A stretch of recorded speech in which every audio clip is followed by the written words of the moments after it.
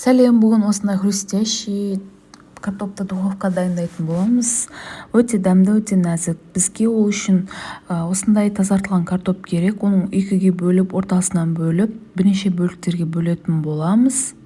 Видеода да көріп тұрғандарыңыздай осындай бөліктерге бөлетін боламыз. Және оның барлығын бір ыдысқа салып, газымызда қайнап тұрған ыстық суымызға дәміне қарай тұз салып, туралған картошкаларымызды салатын боламыз. Және де газымыздың астын қосып, осы картоптың қайнағанын күтетін боламыз. Міне картопымыздың суы да қайнады. Картопымызды бір ыдысқа сүзіп алатын боламыз.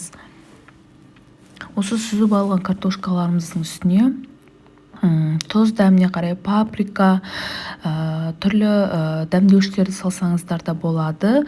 Өздеріңізге ұнайтын, және қара бұрыш, қызыл бұрыш салып, 2 ас қасық пісте майын салып, барлығын біріккенше жақсылап араластырып алатын боламыз.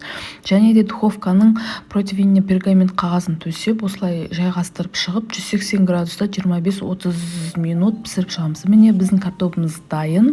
Үстіне түрлі укроптармен осылай сәндесеңіз де болады. Мен сияқты осылай майонез, кетчупке немесе түрлі соустармен жесеңіздер болады. Каналыма тіркеліңіздер. Рахмет.